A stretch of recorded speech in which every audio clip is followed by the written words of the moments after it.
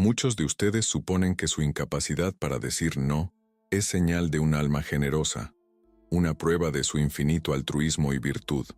Pero permítanme, como médico del alma, ser brutalmente honesto con ustedes. Lo que llaman bondad es, en realidad, miedo.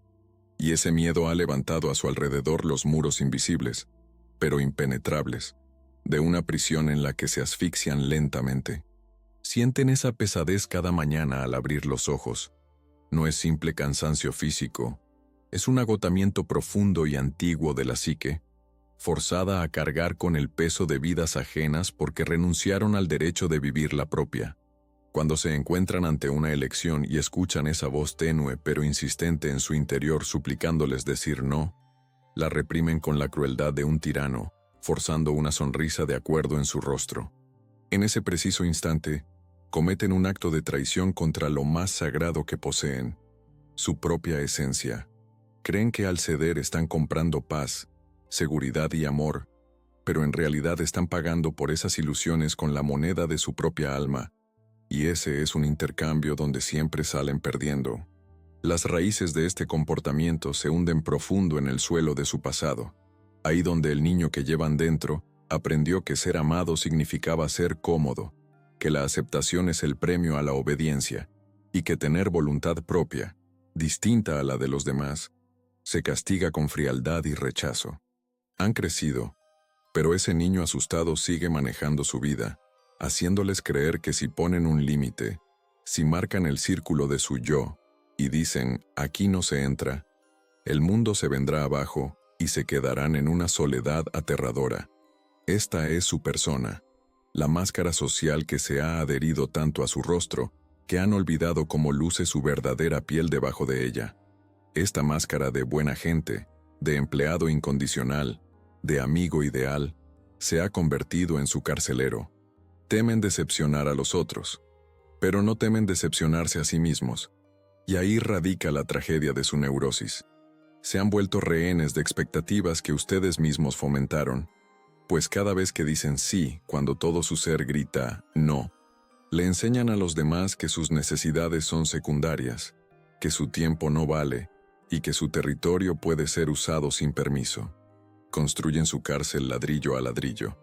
Con cada acuerdo forzado el cemento se endurece, y la luz de su conciencia individual se vuelve más tenue, eclipsada por las sombras de las exigencias ajenas. Esta sumisión constante y desgastante tiene un precio, y lo paga su energía vital, su libido, que en lugar de fluir libremente y nutrir su creatividad y alegría de vivir, se gasta en mantener una mentira. Imaginen la psique como un sistema energético cerrado. La energía no desaparece, solo se transforma. Cuando reprimen el impulso de negarse, cuando se tragan su desacuerdo, esa energía no se esfuma en el aire. Desciende a los sótanos de su inconsciente, donde se convierte en veneno. Su no expresado se transforma en agresión interna, en un resentimiento corrosivo que comienza a carcomerlos por dentro.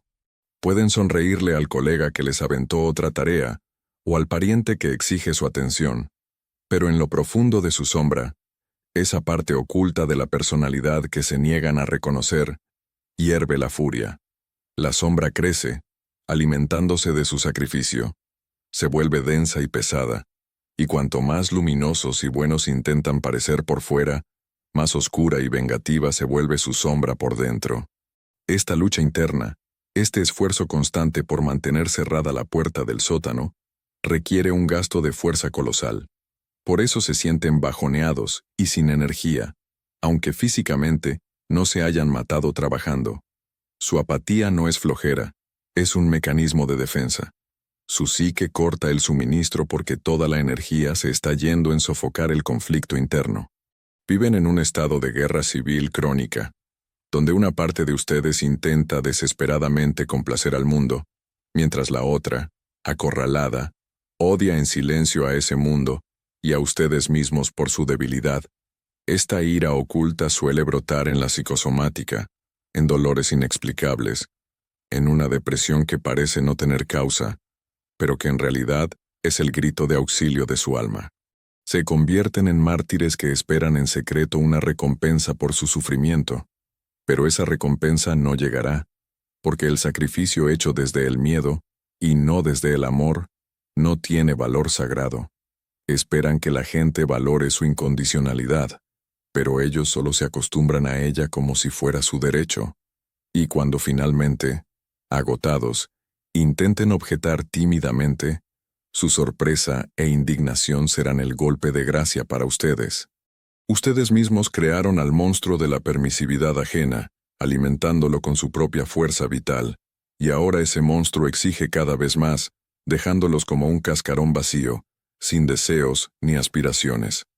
A la larga, esta incapacidad para pintar su raya lleva a la consecuencia más aterradora, a que se desdibujen y desaparezcan por completo los límites de su propio yo.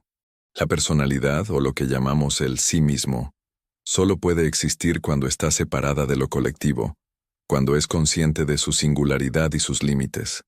Si una casa no tiene paredes, deja de ser casa y se vuelve parte de la calle, abierta a todos los vientos y a cualquier transeúnte. Lo mismo les pasa a ustedes. Al no saber decir no, pierden su forma, se convierten en una sustancia amorfa que toma la forma de cualquier recipiente donde las circunstancias o las personas los viertan. Dejan de entender dónde terminan ustedes y dónde empiezan los deseos de su madre, de su esposo, de su jefe o de la sociedad.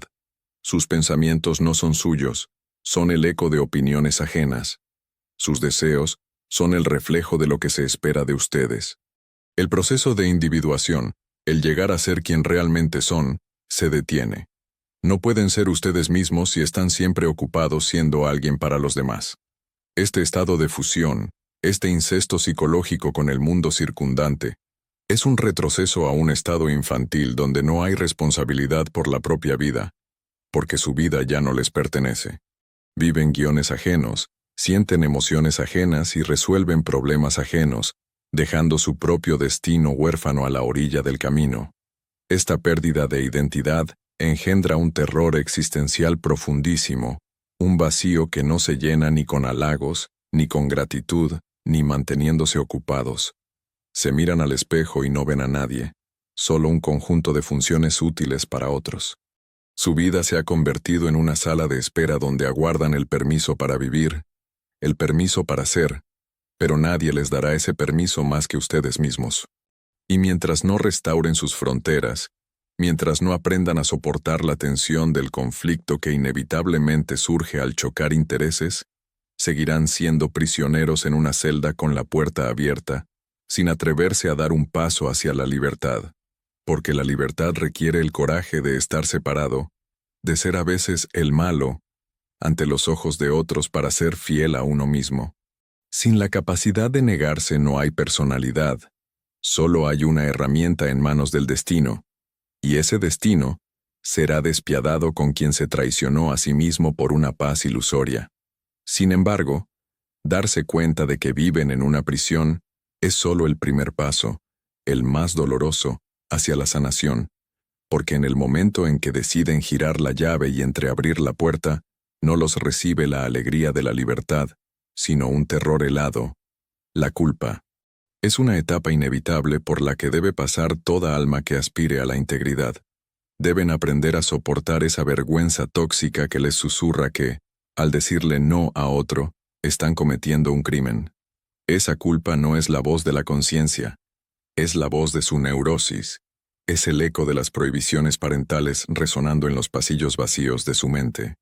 Cuando pronuncien su primer no firme, el mundo no se acabará, pero dentro de ustedes se desatará una tormenta.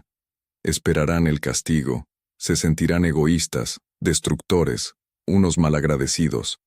Pero yo les digo, es mejor sentirse culpable ante los demás que estar muerto por dentro. Deben tomar esa culpa como una medicina amarga. Deben dejar que les arda sin tratar de apagarla con otro sí. Ese es el precio de entrada a la realidad. La gente acostumbrada a su sumisión quedará en shock. Tratarán de manipularlos, apelarán a su lástima, los acusarán de ser insensibles, y esa será la prueba más dura de su determinación. Deben entender que la reacción de ellos es su responsabilidad, no la carga de ustedes. Si el amor de alguien hacia ustedes depende exclusivamente de su utilidad y de que nunca digan que no, entonces eso no era amor, era explotación, y perder ese vínculo no es una pérdida, es una liberación. Entran en el desierto de la soledad, donde los viejos soportes se derrumban y los nuevos aún no se construyen. Pero es justo aquí, en este vacío sin los aplausos de la multitud, donde por primera vez pueden escuchar el susurro tímido de sus propios deseos. Es el momento de la iniciación, cuando el niño muere para que nazca el adulto, capaz de sostenerse sobre sus propios pies sin apoyarse en las muletas de la opinión ajena. Aprenden a separar la responsabilidad real de la imaginaria, entendiendo que salvar a otros de sus lecciones de vida es hacerles daño a ellos y a ustedes mismos. Habiendo atravesado el fuego de la culpa, inician el proceso que en la alquimia del alma llamamos la integración de la sombra, pues es ahí, en las oscuras profundidades de su inconsciente, donde se esconde la fuerza necesaria para protegerse. Durante mucho tiempo consideraron su agresión, su capacidad para el conflicto, como algo vergonzoso que debían esconder, pero ahora entienden. Sin dientes y garras, es imposible sobrevivir en este mundo, y la bondad sin fuerza no es bondad, es ingenuidad que lleva a la perdición. Su no es una espada que desenvaina no para matar, sino para trazar los límites sagrados de su jardín, donde nadie entra sin invitación. Se apropian del derecho a ser malos, a ser incómodos, a ser duros cuando las circunstancias lo exigen, y en esa apropiación encuentran una integridad increíble. La energía que antes se iba en reprimir el enojo, ahora se vuelve combustible para sus acciones. Les endereza la espalda y le da peso a su voz. Dejan de ser víctimas de las circunstancias y se convierten en autores de su destino. Esto no los convierte en monstruos desalmados. Al contrario, hace que su bondad sea genuina. Ahora, cuando dicen sí, es un regalo verdadero que nace de la abundancia del corazón, y no un tributo arrancado por el miedo. La gente empieza a sentir en ustedes esa nueva vibración, la vibración del autorrespeto, y paradójicamente, comienzan a respetarlos más. Los parásitos que se alimentaban de su debilidad se caen como hojas secas, incapaces de soportar el calor de su verdad, pero aquellos que los valoran por su esencia, se quedan, y la relación con ellos pasa a un nuevo nivel de profundidad. Empiezan a entender que el conflicto no es una catástrofe, sino una forma de aclarar la verdad, una forma de acercarse si se vive con honestidad. Su sombra deja de ser el enemigo y se vuelve su aliada, un guardián fiel que siempre está alerta, listo para avisarles cuando alguien intenta violar sus límites. Obtienen poder sobre sí mismos, el poder de decidir a quién dejan pasar a su vida y a quién dejan en la puerta. Y ese poder embriaga más que cualquier vino, porque es el poder de la vida misma fluyendo a través de ustedes, sin obstáculos. Y así, cuando se asienta el polvo de la batalla, se descubren en un paisaje completamente distinto, donde el aire es limpio y transparente, y el horizonte está abierto para sus propias metas.